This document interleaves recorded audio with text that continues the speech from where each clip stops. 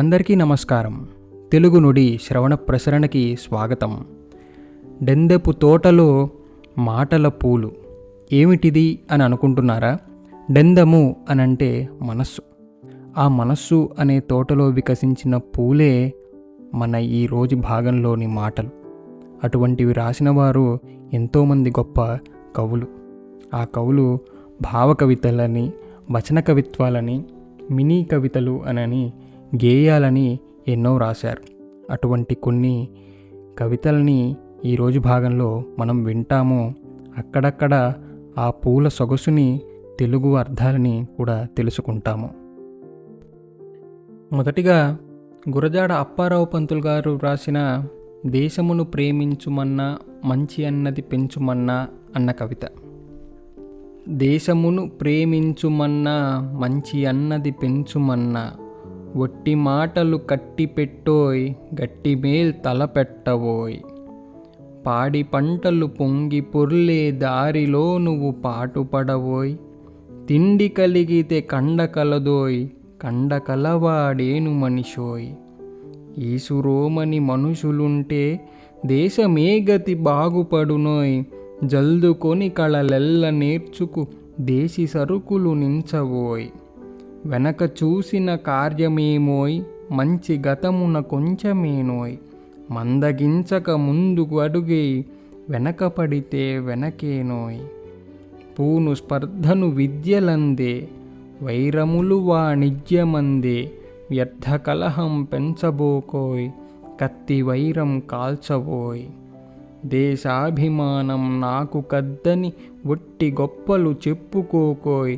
పూని ఏదైనాను ఒక మేల్ కూర్చి జనులకు చూపబోయ్, పరుల కలిమికి పొర్లి ఏడ్చే పాపికెక్కడ సుఖం కద్దోయ్, ఒకరి మేల్ తన మేలనించే నేర్పరికి మేల్ కొల్లలోయ్, స్వంత లాభం కొంత మానుకు పొరుగు వాడికి తోడు పడవోయ్, దేశమంటే మట్టి కాదోయ్ దేశమంటే మనుషులోయ్, దేశమును ప్రేమించుమన్నా మంచి అన్నది పెంచుమన్నా, ఒట్టి మాటలు కట్టిపెట్టోయ్ గట్టి మేల్ తలపెట్టవోయ్.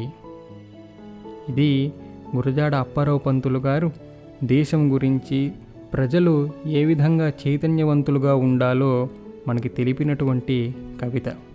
ఇప్పుడు అడవి బాపిరాజు గారు రాసిన చెరువు మెట్లు అనే కవిత విందాం. చక్కని చిన్నది చుక్కల రాణై పాట పాడుతూ పడతి నిలిచినది, తెల్లని చీర మెల్లని నడక మెళ్ళోహారం తెల్లని పువ్వులు, చక్కని చిన్నది చుక్కల రాణై పాట పాడుతూ పడతి నిలిచినది, బిందె భుజాన సందె నీటికై చెర్లో కలువులు నల్లని కన్నులు, చక్కని చిన్నది చుక్కల రాణి పాట పాడుతూ పడతి నిలిచినది, కంఠమెత్తినది కలచు పాటలవి పాటలు పాడుతూ పడతి నిలిచినది, చెరువు మెట్లపై చెలియ నిలిచినది బంగారు నీటిలో ప్రతిఫలించినది, సందె చీకటిలో చక్షులు కలిసెను ఎర్రని పడమట ఇంటి వెనుకనే, పాటే భామై భామే పాటై పాట భామ పడమటి రంగై, బంగారు నీరై పొంగెడి ప్రేమై చెరువు మెట్లపై చిత్రాలైరి, చక్కని చిన్నది చుక్కల రాణి పాట పాడుతూ పడతి నిలిచినది. ఇటువంటి కవితలకి మనం అర్థం ఒక్కొక్క పదం చెప్పుకునే కన్నా ఆ కవి యొక్క భావాన్ని ఊహించుకొని అవి చదివితే వాటిలోని అర్థం దానికదే తెలుస్తుంది. కాబట్టి ఆ కవిత యొక్క పూర్తి అర్థం తెలుసుకునే ప్రయత్నం చేయకుండా చదివి వినిపిస్తున్నాను. ఇప్పుడు భావకవిత్వం అనగానే గుర్తుకు వచ్చే దేవులపల్లి కృష్ణశాస్త్రి గారి నా విరుల తోట అనే కవిత చదువుకుందాము. నా విరుల తోట పెంచికొన్నాడనొక్క పవడపు గులాబీ మొక్క, నా ప్రణయ జీవనమ్ము వర్షమ్ముగా ననయమ్ము కురిసి, నా విరుల తోట పెంచుకొన్నాడనొక్క పవడపు గులాబీ మొక్క, నా ప్రణయ జీవనమ్ము వర్షమ్ముగా ననయమ్ము కురిసి, కొన్ని నాళ్ళాయే సుకుమార కుసుమమొకటి నవ్వె కిలకిలమని నా వనమ్ములోన, కొన్ని నాళ్ళాయే సుకుమార కుసుమమొకటి నవ్వె కిలకిలమని నా వనమ్ములోన. అంత దానినే నా జీవితాశయమ్ము పువ్వుగా వింతగా మారిపోయినటుల వలిచికొన్నాడ. అంత దానినే నా జీవితాశయమ్ము పువ్వుగా వింతగా మారిపోయినటుల వలచికొన్నాడ. నా ప్రసవమ్ము నేను నన్ను మనసార నా ప్రసూనమ్ము కనులు విచ్చి కాంచుచు కాలము పుచ్చినాము ఎదల నిశ్శబ్దముగా పల్కరించుకొనుచు.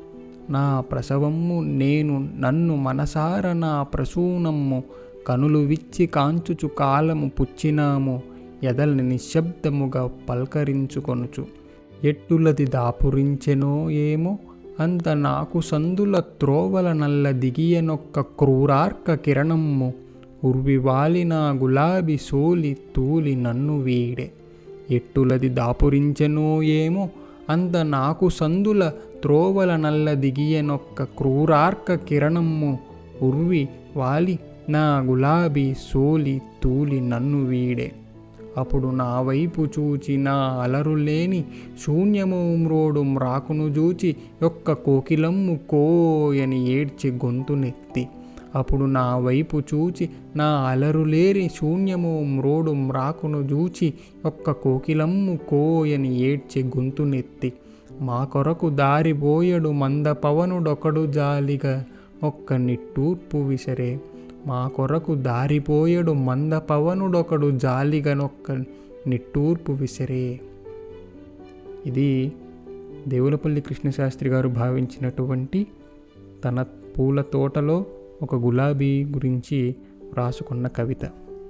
ఇప్పుడు అందరికీ పరిచయమైనటువంటి శ్రీరంగం శ్రీనివాసరావు అంటే శ్రీశ్రీ గారి శైశవ గీతిలోంచి కొన్ని మాటలు. పాపం పుణ్యం ప్రపంచ మార్గం కష్టం సౌఖ్యం శ్లేషార్థాలు ఏమీ ఎరుగని పువ్వుల్లారా ఐదారేడుల పాపల్లారా. మెరుపు మెరిస్తే వాన కురిస్తే ఆకాశమున హరివిల్లు విరిస్తే అవి మీకే అని ఆనందించే కూనల్లారా. అచ్చటికిచ్చటికి అనుకోకుండా ఎచటెచటికో ఎగురుతూ పోయే ఈలలు వేస్తూ ఎగురుతూ పోయే పిట్టల్లారా పిల్లల్లారా. కరికపచ్చ మైదానాల్లోనూ తామర పువ్వుల కోనేరులలో పంట చేలలో బొమ్మరిళ్లలో తండ్రి సందిట తల్లి కౌగిట దేహధూళితో కచభారంతో నోలుల వ్రేళుల పాలబుగ్గలు ఎక్కడ చూస్తే అక్కడ మీరై విశ్వరూపమున విహరిస్తుండే పరమాత్మలు ఓ చిరుతల్లారా. మీదే మీదే సమస్త విశ్వం మీరే లోకపు భాగ్య విధాతలు మీహాసంలో మెరుగులు తీరును వచ్చేనాళ్ల ప్రభాతములు. ఋతువుల రాణి వసంతకాలం మంత్ర కవాటం తెరుచుకొని కంచు వృషభముల అగ్నిశ్వాసం క్రక్కే గ్రీష్మం కదలాడి ఏళ్ళు బయళ్ళు ఊళ్ళు బీళ్ళు ఏకం చేసే వర్షాకాలం స్వచ్ఛ కౌముదుల శరన్నిశీధినులు హిమానీ నిబిడ హేమంతములు చలివడకించే శైశిరకాలం వస్తూ పోతూ దాగుడు మూతల క్రీడలాడుతవి మీ నిమిత్తమే. ఇవాళ్లలాగే ఎప్పుడు కూడా ఇనబింబం పయనించు నింగిపై ఎప్పుడు కూడా ఇవాళ్లలాగే గాలులు వీచును పువ్వులు పూచును నాకు కనంబడు నానా తారకలనేక వర్ణాలనంత రోచులు దిక్కు దిక్కుల దివ్యగీతములు మీరు వీటికి వారసులే ఇవి మీలో కూడా మిలమిలలాడును. నాగత శైశవ రాగమాలికల ప్రతిధ్వనులకై పోయిన బాల్యపు చెరిగిన పదముల చిహ్నల కోసం ఒంటరిగా కూర్చుండి ఊరుపులు కదిలే గాలికి కబళమునిస్తూ ప్రమాద వీణలు కమాచి పాడగా సెలయేళ్లను లాలిస్తూ పాతాళానికి పల్టీ కొట్టి వైతరణీ నది లోతులు చూస్తూ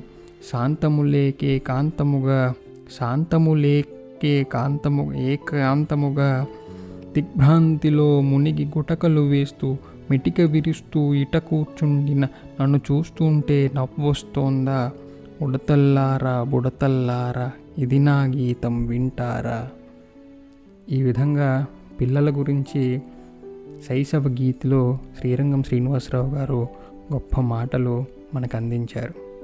ఇప్పుడు ఆలిశెట్టి ప్రభాకర్ గారి దృశ్యం అనే కవితలో నుంచి కొన్ని మాటలు. పారదర్శకంగా కురుస్తున్న రక్తవర్షం చెమట నదిగా రూపాంతరం చెంది ప్రవహించడం మీరు ఎప్పుడైనా చూశారా? హరితంగా నల్ల రేగడి నేల మీద సృజించిన నాగళ్ళ లిపిని మీరెప్పుడైనా చదివారా? కర్మాగారాల కొలిమిలో కణకణ మండుతున్న కండరాల ఎరుపుని మీరెప్పుడైనా కనుగొన్నారా?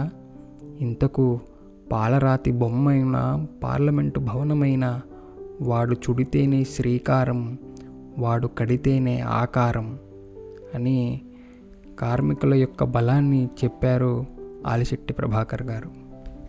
ఇప్పుడు నవమేఘన అనే కవితా సంపుటిలో కనకాల రవికుమార్ గారు రాసిన ఓ మనిషి అనే ఒక కవిత చూద్దాం. వేతనాల కోసమని వెతలు తీర్చు దారి అని వేల కాంక్షల తోడై వేగుతున్న ఓ మనిషి, గుండె మంటలార్పమని సుడిగుండపు నాటకాన గమనించని దారులలో సిక్కమాకు ఓ మనిషి, బ్రతుకు వట్టి జూదమని కొండనెక్కు దీపమని బలవంతపు భావనేది మోయమాకు ఓ మనిషి, ముడివేత బ్రతుకుయని మంచికే ఈ దేహమని నడిపించు మమతలని అందించవయ్య ఓ మనిషి, లోకమంత ప్రేమయని కర్మతీరు శాపమని తెలియక అడుగేసినావు తప్పదింక ఓ మనిషి అని మనిషికి చాలా సులువైన మాటలో దిశానిర్దేశం చేశారు కనకాల రవికుమార్ గారు. ఆయన 2 మాటల్లో ఒక విషయం చెప్పారు. నాకంటూ ఏముంది ఈ దేశం తప్ప, నాదంటూ ఏముంది ఈ దేహం తప్ప అని. అలాగే చెట్టు దీక్ష అనే కవితలో చెట్టు యొక్క గొప్పతనాన్ని ఈ విధంగా వర్ణించారు.